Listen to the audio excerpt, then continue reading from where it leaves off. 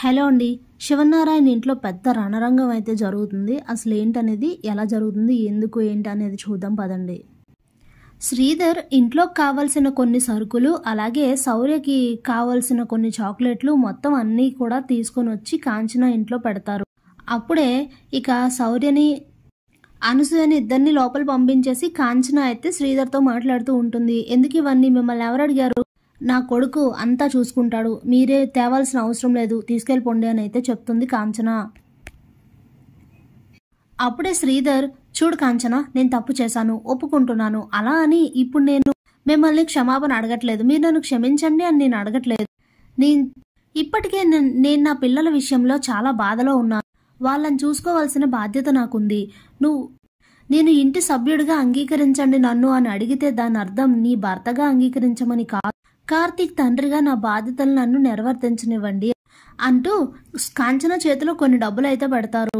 ఇవి నాకెందుకు అని అడిగితే, చూడు, ఇప్పుడు నీ పుట్టింట్లో కార్తీక్, దీప ఇద్దరు వెట్టి చాకిరీ చేస్తున్నారు, ఒక్క రూపాయి కూడా వాళ్ళు ఇవ్వట్లేదు. అలాంటప్పుడు ఇంటి అవసరాలు ఎలా ఉంటాయో, ఇంట్లో డబ్బులు లేకపోతే ఎలాంటి పరిస్థితులు ఉంటాయో నాకు తెలుసు. ఇప్పుడు ఉన్న పరిస్థితుల్లో ప్రతిదీ కూడా డబ్బుతోనే ముడిపడి ఉంటుంది. అలాంటప్పుడు డబ్బులు ఎందుకని అంటావేంటి, ఇవి నేను నీకేమీ ఊరికే ఇచ్చే డబ్బులు కాదు, నువ్వనుకుంటున్నట్లుగానే పోనీ చేబదులుగా తీసుకున్నాను అనుకో, నీ దగ్గర అవసరానికి మించి డబ్బులున్నప్పుడు నువ్వు తీసుకొచ్చి నాకు ఇవ్వు అని అయితే చెప్తాడు. సరే అని ఇక కాంచన సైలెంట్గా ఉంటుంది. ఇంతలోనే కార్తీక్, దీప వస్తారు. ఏంటివన్నీ ఎవరు తెచ్చారు అని అడిగితే మీ నాన్నగారే తెచ్చారని చెప్తుంది అనసూయ. అప్పుడే ఇంతకు ముందే కాంచనకి శ్రీధర్ అయితే, ఈ డబ్బులు నేను నీకు ఇచ్చిన విషయం నువ్వు కార్తీక్ చెప్పకు, బాధపడతాడని అయితే చెప్తాడు. ఇక కాంచన తన ఒళ్ళో ఉన్న డబ్బుల్ని చీరతో అయితే కవర్ చేస్తుంది. అప్పుడే శ్రీధర్కి అర్థమవుతుంది తను ఆ డబ్బుల్ని తీసుకుందని. అప్పుడే కార్తీక్ అయితే, ఎందుకు తెచ్చావు మాస్టరు ఇవన్నీ అని అడిగితే, అరే అన్ని పరిస్థితులు తెలిసే తెచ్చాను, నేనేం మిమ్మల్ని క్షమాపణ అడగలేదు, ఇది నా బాధ్యత అనుకుని తెచ్చాను, నా పిల్లల కోసం నేను మాత్రం చేయలేనా అని అంటే, వద్దు మాస్టారు తీసుకెళ్ళిపోండి అని అంటే, ఏరా ఈ తండ్రి ఇస్తే తీసుకోవా, నువ్వు కోరినట్టుగానే నువ్వు అడిగినట్టుగానే నేను ప్రతి విషయంలో మారాను, మరి నువ్వెందుకు నన్ను అర్థం చేసుకోవట్లేదు, నా మాట విను కార్తీక్, ఇప్పుడున్న పరిస్థితుల్లో ఇవి చాలా అవసరం, అనవసరంగా ఇబ్బంది పడొద్దు, అయినా మీకు ఏదైనా అవసరం అయితే బయట ఎవరినైనా అడుగుతారు కదా, అలాగే అనుకోండి, అంతకు మించి ఇంకేం లేదు, ఇవేవి తిరిగి పంపించొద్దు అని చెప్పేసి అక్కడి నుంచి వెళ్ళిపోతాడు శ్రీధర్. అప్పుడే కార్తీక్, సరేలే దీప, ఇవన్నీ తీసుకెళ్ళి లోపల సర్దు, నానే కదా తెచ్చారు అని అట్టే అంటాడు. ఇక మరుసట రోజు శివనారాయణ ఇంట్లో వర్క్ చేస్తూ ఉండగా కార్తీక్ అయితే, శౌర్య స్కూల్ నుంచి ఫోన్ వస్తుంది, ఫీజు కట్టలేదు, ఇప్పటికే లాస్ట్ డేట్ అయిపోయింది, మీరు ఇంకా ఫీజు ఎందుకు లేట్ చేస్తున్నారు, కట్టాలి కదా అని అయితే ఫోన్ వస్తుంది. ఇక ఫోన్ మాట్లాడి నేను రేపులోగా కట్టేస్తానని అయితే చెప్తాడు కార్తీక్. ఇక అప్పుడే దీప వచ్చి దేని గురించి అని అడుగుతుంది. శౌర్య స్కూల్ ఫీజు గురించి, కట్టలేదని అడుగుతున్నారు అని అంటే, అయ్యో మరి ఇప్పుడు ఎలా బావా, ఇంట్లో కూడా డబ్బులు లేవు, నిన్న ఇంకా మనం అనుకుంటున్నాగా ఎక్కడో దగ్గర అప్పు తెచ్చి ఇంట్లో సరుకులు కొనాలని, ఈలోగా మీ నాన్నగారు తెచ్చారు, మరి ఇప్పుడు శౌర్య స్కూల్ ఫీజు ఎలాగా అని అయితే అంటుంది. నేను ఏదో ఒకటి చేస్తానులే అని చెప్తాడు కార్తీక్. ఇక కాసేపటి తర్వాత శివనారాయణ కార్తీక్ని, దీపని పిలిచి, ఇగోండి ఈ డబ్బులు ఉంచండి అని చెప్పి 1,00,000 రూపాయలు ఇవ్వబోతూ ఉంటే, అప్పుడే జ్యోత్స్న వచ్చి వాళ్ళకెందుకు డబ్బులు ఇస్తున్నారు అని అడుగుతుంది. వాళ్ళు చేసే పనికి పోనీ జీతం అనుకో అని అంటాడు శివనారాయణ.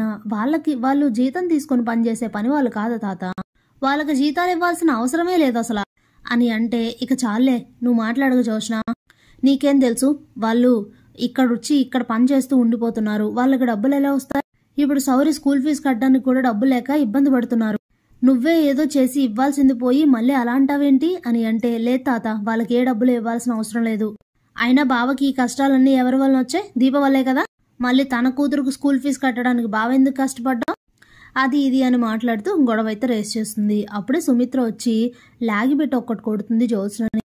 మమ్మీ అని జ్యోత్స్న అంటే, నువ్వు మాట్లాడే మాటలకి ఇదే కరెక్ట్ సమాధానం, ఏంటే నువ్వు చేసిన పనులు, అసలు దీపకి బ్లడ్ ఇవ్వడానికి నువ్వేమో కార్తీక్ దగ్గర నుంచి అగ్రిమెంట్ రాయించుకున్నావు, అసలు ఆ అగ్రిమెంట్ మా అందరి నెత్తి మీద ఒక పెద్ద గుజబండం తీసుకొచ్చి పెట్టినట్టు అయ్యింది, ఆ అగ్రిమెంట్ రాసి కార్తీక్, దీప ఇద్దరు ఇంట్లో పని చేయడానికి వచ్చినప్పటి నుంచి మనశ్శాంతి అనేది లేకుండా పోతుంది, ఎవరి మొహం అయితే చూడకూడదు అనుకుంటున్నానో వాళ్ళ మొహమే రోజు పదే చూడాల్సి వస్తుంది, దీనంతటికీ కారణం ఎవరు, నువ్వే కదా, చేసిన ఘనకార్యాలన్నీ సరిపోవన్నట్లు మళ్ళీ ఇప్పుడు వాళ్ళకి డబ్బులు ఇస్తుంటే వద్దంటున్నావు. మనిషివేనా అసలు నువ్వు?